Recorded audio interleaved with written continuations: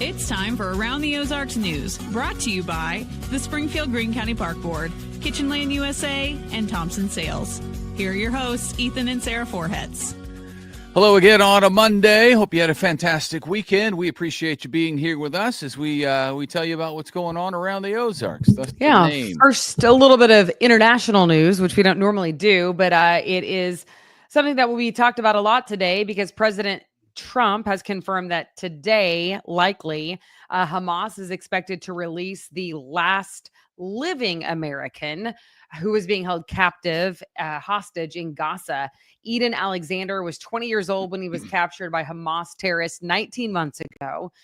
This as attempts to reach a permanent ceasefire between Israel and Hamas have drawn on.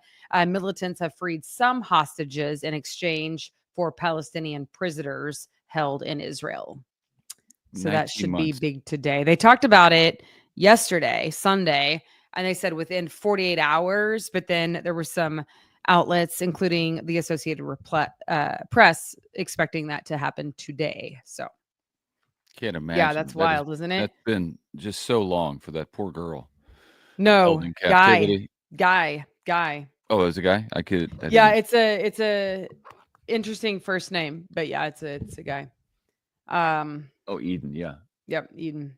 So pretty wild, isn't it? I can't even fathom that would be horrific and also just crazy. There were some people who said that he was an encourager of others, like saying, we're going to get out of here someday. So, well, you imagine what his family's going through this entire time too. Oh yeah, because they don't know. Yeah, there's no way to know what's going on. It's the worst case scenario. All right. Some steep allegations against Tyson Foods. Now, U.S. Senator Josh Hawley is calling for a labor investigation from the Department of Labor after a whistleblower has come forward saying that Tyson uses illegal child labor at least one of its processing plants. The whistleblower claims to be a former Tyson employee who witnessed underage workers and also received multiple reports from other employees who stated that they also saw child workers in the plant. The allegations say the child workers were employed by a third-party entity contracted by Tyson. Okay, more to come on that.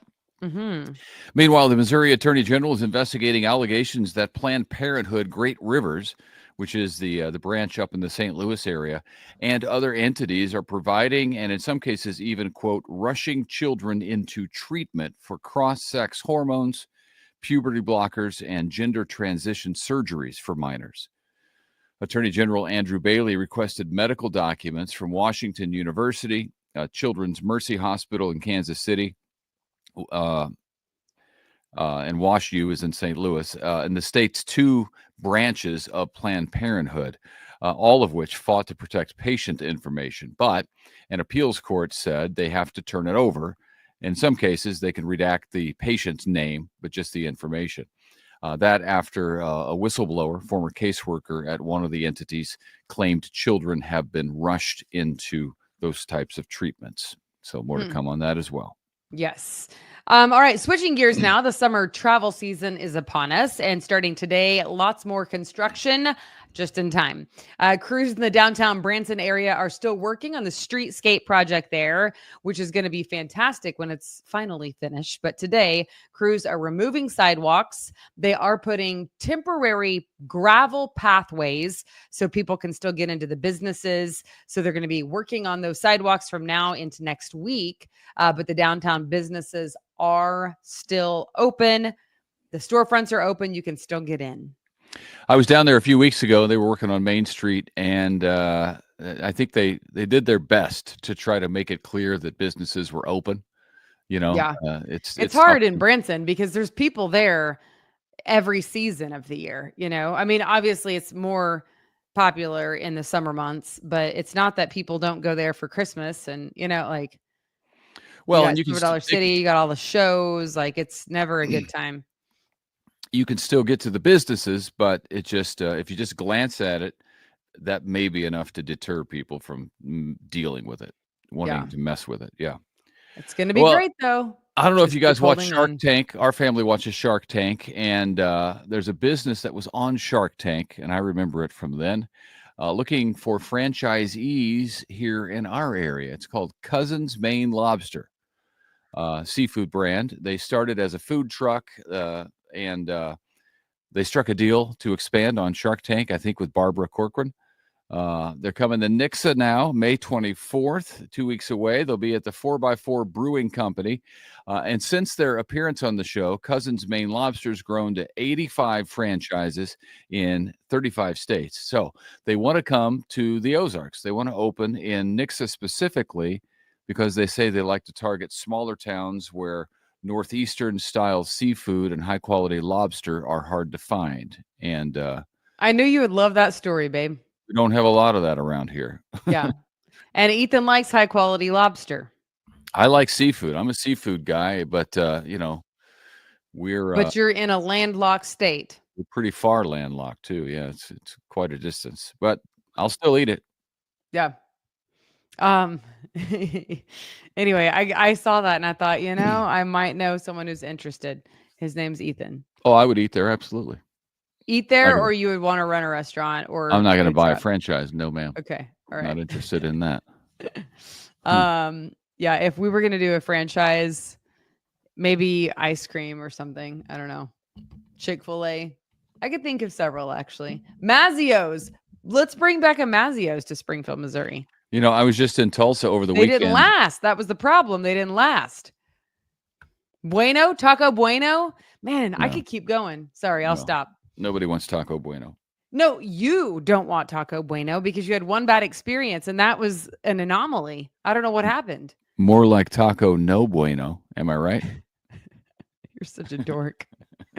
Ethan would vote for White Castle. Actually, yeah, they would. If a White Cat, I've been through this a number of times, but if they would print money at a White Cat. There's so many people from St. Louis here. No, if you put it anywhere near downtown or campus, it's gonna soggy. kill. They're small. They're like this big. I need kill. like 12 of them. They give you White Castle. They give you Mark 2 my words. in a meal deal. I'm like, no, I need 12. I'm still hungry. Words. It's no. Anyway, actually, I'm a little angry at the people of the Ozarks. As it turns out, they didn't support Mazio's or Taco Bueno, and they were given a chance with both of them. I don't remember Mazio's in Springfield. There's one in was. Aurora. Nope. In Lebanon. There was one in Springfield. Where? On Battlefield Road, I believe. Somebody's going to tell us where exactly it was. Now you're am making certain. things No, up. There's one in Branson. Listen to me. It was on Battlefield Road, sort of by National. You remember where it was in Branson? There was one in Branson. We went to. Yeah, there was one in Branson. Anyway, that's neither here nor there. We're talking about Cousins Maine Lobster. If you're interested, check them out. Google it. You'll find plenty on them. Okay. All right. This happened over the weekend. Maybe you heard some sad news. One of the founding members of the Ozark Mountain Daredevils passed away. Band member Larry Lee died. He spent about a decade with the Daredevils in like the 1970s, 80s, came back a little bit for a stint around the 2000s. He went on to produce music with Jimmy Buffett, Alabama. That's cool. Restless Heart. He was inducted into the Writers Hall of Fame in 2015, and he was 78 years old. Oh, that is sad news. It is. I never appreciated the history of them until we did something with the Route 66 Festival, and I got to talk to them and know just a little bit more about their story, who they were. I ended up emceeing a concert fundraiser that they did, and yeah, I mean, they're legends, They are. Well, finally, we have this. Ozarks Lyric Opera presents Jazz Aria coming to the historic Gilloy's Theater. The renowned Missouri Jazz Orchestra is performing alongside internationally acclaimed tenor Sir Michael Spires. I love this guy. I love the whole Spires family. They're incredible. He'll be performing along with Tara Stafford Spires, Claire Herzog, Todd Payne, and Sean Spires. So that's happening on Saturday, May 24th, 7:30 in the p.m. at the Gilloys, as I said. It's going to be great jazz music alongside iconic opera music. And if you've never heard Sir Michael Spires perform, he'll knock your socks off. Tickets are right now available, gilloystheater.com, or by calling the Gilloys box office. But That's cool. I'd like to go to that. That'd be fun. Yep. May 24th, 7:30 p.m. So mark your calendar. All right. Thanks for joining us. Happy Monday. It came quickly. Hope everybody had a good Mother's Day yesterday. Yep. It was lovely getting loved on by Ethan and the kids. I got to go eat lunch with my mom and my sister, one of my sisters who's mom, one of my million sisters. But it was so fun.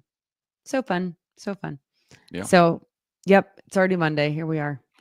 Yeah. That happened fast. Another year before that happened. So that was it. It's true, actually. It's hard for me to spend the money to eat out anymore, people. Them are the breaks. That's where we're at. Okay. All right. Big gulps. Later. Well, see you later. Name that movie. Anybody? You say it every podcast. Dumb and Dumber. Everybody knows that. Yes, let the people get on with their lives. No, it's the best. All right. Bye.